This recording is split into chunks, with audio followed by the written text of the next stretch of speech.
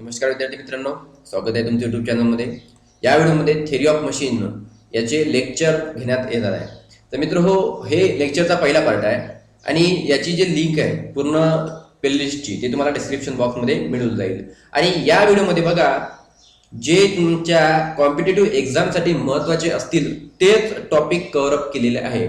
पूर्णच्या पूर्ण theory of मशीनचा पार्ट नाही, जे क्वेश्चन्स विचारतात तो सिलेबस आहे तुमचा कॉम्पिटिटिव्ह एक्झामचा तो घेण्यात आलेला आहे। आणि यामध्ये असेही क्वेश्चन कव्हर अप करण्यात आले आहेत की जे तुम्हाला खूप साऱ्या बुक्स मध्ये म्हणजे थिअरीच्या बुक मध्ये पाहायला मिळणार नाही। म्हणजे हे खूप ठिकाणून म्हणजे बाकीच्या बुक्सचा अभ्यास करून त्यातून काय काढले आहेत, टॉपिक्स काढले आहेत आणि तसेच MCQ चा अभ्यास करून सुद्धा काय केले आहेत, यामध्ये टॉपिक्स काढलेले आहेत। तर मित्रहो, आज बघूया आपण इंडेक्स। तर यामध्ये बघा, हा आपला आजचा इंडेक्स आहे आणि इथे लक्ष द्या।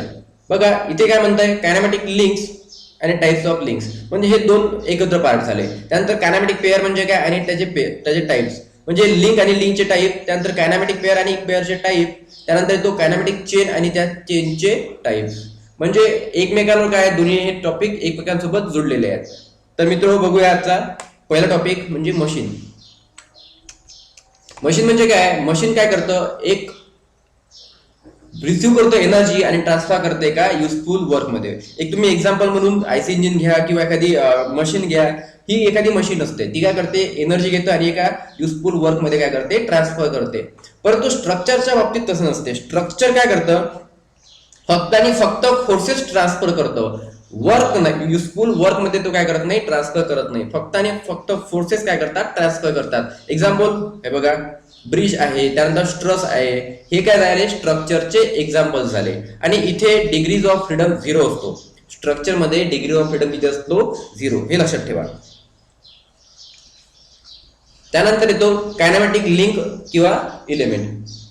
लिंक म्हणजे काय, each part of machine which move relative to some other part. हा बघा, आता आपण इथे विचार केला, ही लिंक काय करतो, दुसऱ्याच्या रिलेशन मध्ये काय होतो, फिरते, बरोबर आहे। ही लिंक जी आहे तिलाच काय म्हणणार आपण, कायनेमॅटिक लिंक म्हणणार किंवा सिंपली इलेमेंट म्हणणार किंवा एक लिंक म्हणणार।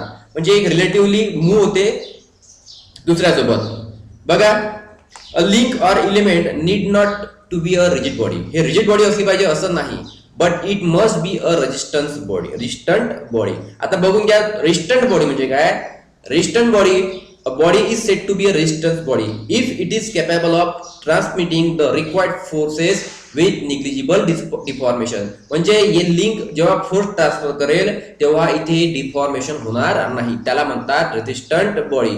ही एक्झाम मध्ये तुम्हाला डेफिनेशन विचारू शकतात। त्यानंतर बघा, टाइप्स ऑफ लिंक्स। आपण आता लिंकची डेफिनेशन बघितली, आता बघू त्याचे टाइप्स। तर मित्र, लिंकचे 3 टाइप आहेत, रिजिड लिंक, फ्लेक्सिबल लिंक आणि फ्लुइड लिंक। हे तीनही लिंक काय करणार, मोशन ट्रान्सफर करण्याचं काम करेल। रिजिड लिंक म्हणजे काय, आता बघूया, रिजिड लिंक म्हणजे काय, he does not undergo any deformation while transmitting motion. म्हणजे ही बघा, यामध्ये ही वाकणार नाही, सरळ साध्या भाषेत मोशन ट्रान्सफर करताना, ती म्हणायची रिजिड लिंक। आणि फ्लेक्सिबल लिंक म्हणजे काय, ही काय करेल, मोशन ट्रान्सफर करेल, हा बेल्ट आहे, सरळ सरळ मोशन ट्रान्सफर करेल, पर बघा, is partly deformed in a manner not to affect the transmission of motion। He deform होईल म्हणजे वाकेल, फ्लेक्सिबल आहे ही, परंतु ही मोशन ट्रान्सफर करताना यामध्ये कुठलंच प्रॉब्लेम येणार नाही। ही 100% ऍक्युरेट काय करेल, मोशन ट्रान्सफर करेल, परंतु ही फ्लेक्सिबल असेल। त्यानंतर फ्लुइड लिंक। फ्लुइड लिंक म्हणजे काय, आपण फ्लुइडच्या सहाय्याने काय करणार आहे, मोशन ट्रान्सफर करणार आहे। आपल्या हायड्रॉलिक ब्रेक सिस्टीम मध्ये बघा, ह्या ज्या लिंक्स आहेत ह्या फ्लुइड लिंक आहे। आपण फ्लुइडच्या मदतीने काय करतोय, आपला मोशन ट्रान्सफर करतोय, त्याला म्हणतात फ्लुइड लिंक। हे बघा मित्र, आपण मशीन बघितली, कायनेमॅटिक लिंक्स आणि त्याचे प्रकार बघितले। आता बघूया कायनेमॅटिक पेअर आणि त्याचे प्रकार। कायनेमॅटिक पेअर आणि त्याचे प्रकार बघा, कायनेमॅटिक पेअर म्हणजे काय, तर 2 links or elements of machine when in contact with each other are said to form a pair। म्हणजे 2 लिंक जर एकत्र जोडल्या आपण तर काय होईल, त्याची पेअर तयार होईल। आणि if the relative motion between them is completely or successfully constrained, the pair is known as kinematic pair। आणि त्यांच्यामधली जी मोशन आहे ती कम्प्लिटली किंवा सक्सेसफुली कन्स्ट्रेन्ड असेल, त्याला काय म्हणतात, कायनेमॅटिक पेअर। तर कन्स्ट्रेन्ड म्हणजे काय, तर त्यांच्यावर काय असणार आहे, रिस्ट्रिक्शन्स असणार आहे, त्याला म्हणतात कन्स्ट्रेन्ड। आता पूर्णपणे आपण बघून घ्या मित्र हो, की टाइप्स ऑफ पेअर, पेअरचे प्रकार किती असतात, तर त्याचे 3 प्रकार आहेत. On the basis of nature of contact, त्याचा कॉन्टॅक्ट नेचर कसं आहे, म्हणजे लोअर पेअर आहे आणि हायर पेअर, हे त्याचे प्रकार. लोअर पेअर म्हणजे काय, ज्यांच्यामध्ये सरफेस किंवा एरिया कॉन्टॅक्ट असतो त्यांना म्हणायचं लोअर पेअर. आणि हायर पेअर म्हणजे काय, ज्यांच्यामध्ये लाईन ऑर पॉइंट कॉन्टॅक्ट असतो. हे तुम्हाला पुढच्या स्लाइड मध्ये आम्ही तुम्हाला समजून सांगू. तर लोअर पेअर म्हणजे ज्यामध्ये सरफेस कॉन्टॅक्ट आणि एरिया कॉन्टॅक्ट असतो, आणि हायर पेअर म्हणजे काय, त्यांच्यामध्ये लाईन किंवा पॉइंट कॉन्टॅक्ट असतो. तो असतो on the basis of nature classification. आणि आपण नेक्स्ट क्लासिफिकेशन बघू on the basis of nature of constraint. आता कन्स्ट्रेंट कसे कसे, पहिला क्लोज पेअर आणि ओपन पेअर. क्लोज पेअरला सेल्फ क्लोज पेअर म्हणतात, आणि नंतर येतो ओपन पेअर. ओपन पेअरलाच काय म्हणतात, फोर्स क्लोज पेअर म्हणतात.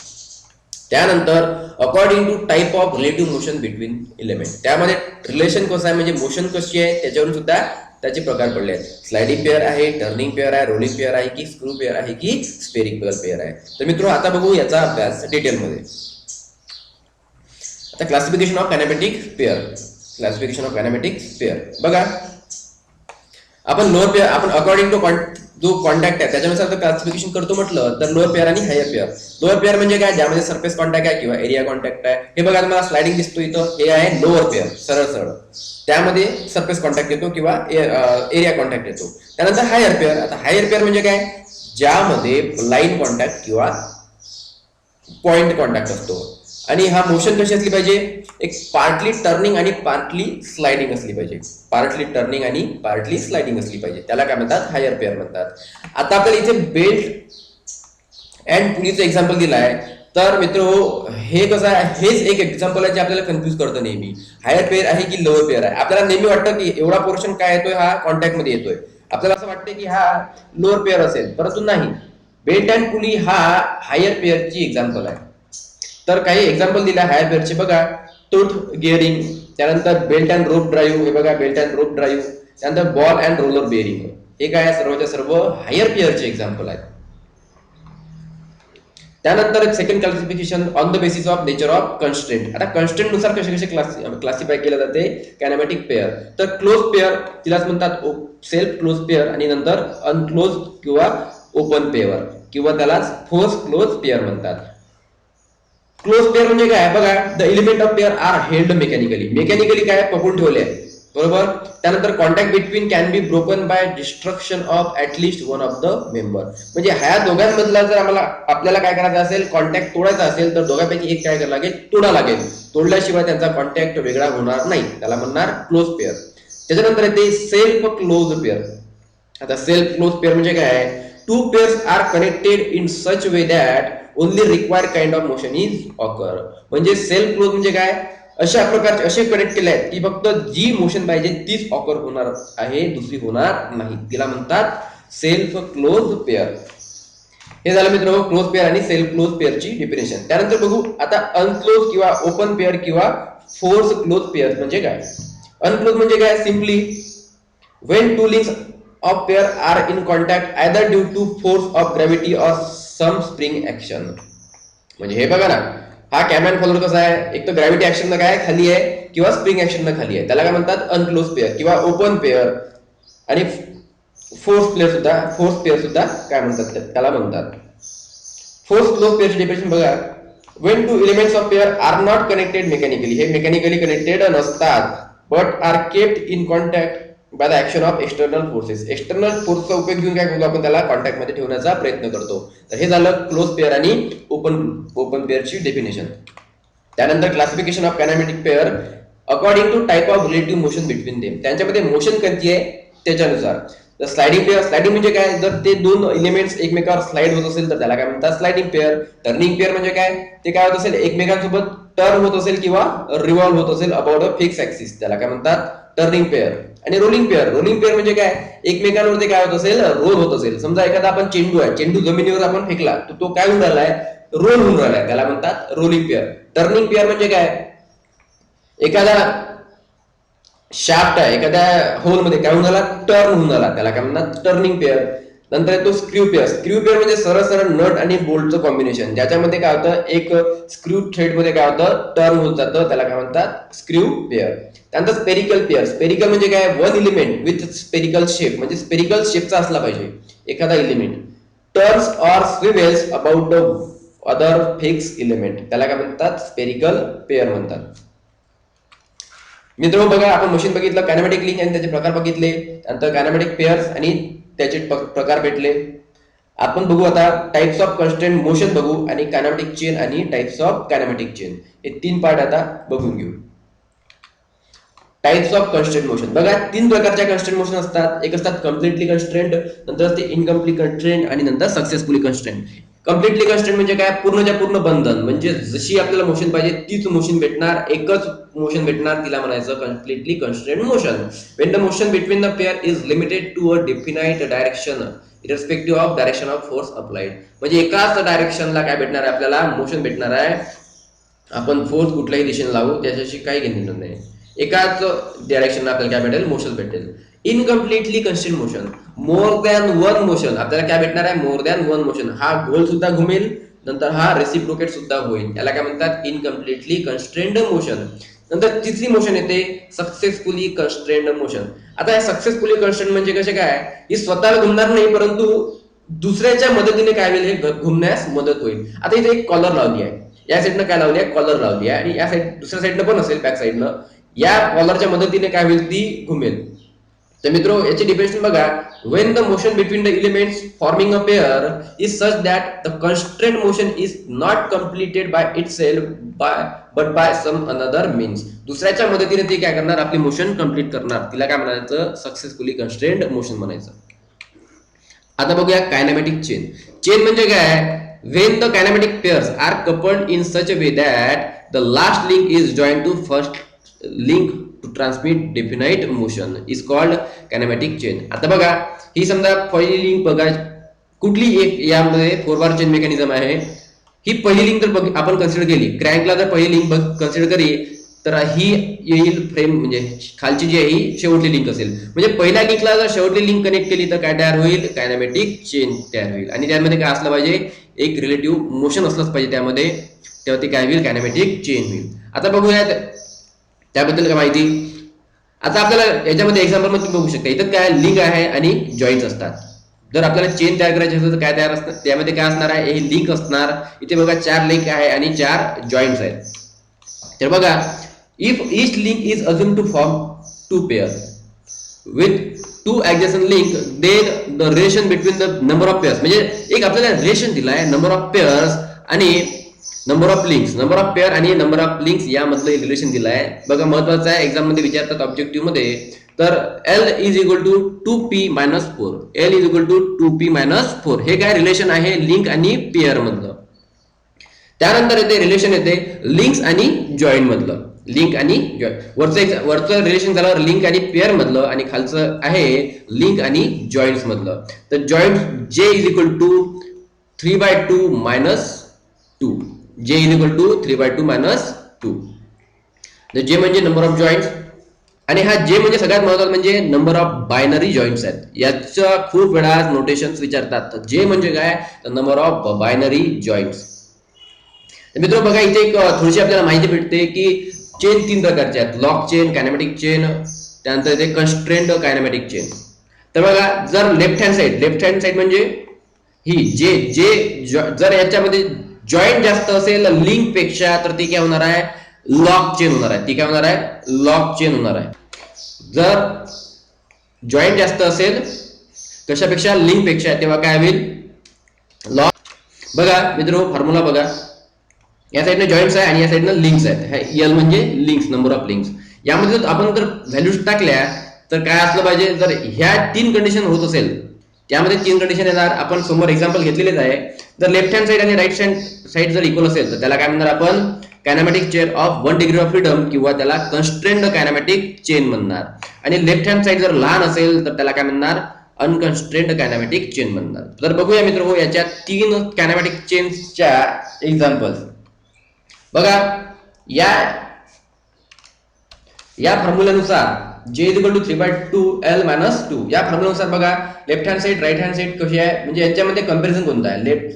लेफ्ट हँड साइड ग्रेटर असेल तर lock chain, left hand side मोठी असेल तर lock chain, left hand side आणि राईट हँड साइड दोन्ही जर सारखे असेल तर त्याला म्हणायचं kinematic chain of 1 degree of freedom किंवा कन्स्ट्रेंड कायनेमॅटिक चेन म्हणायचं. आणि लेफ्ट हँड साइड जर लहान असेल राईट हँड साइड पेक्षा त्याला म्हणायचं अनकन्स्ट्रेंड कायनेमॅटिक चेन म्हणायचं.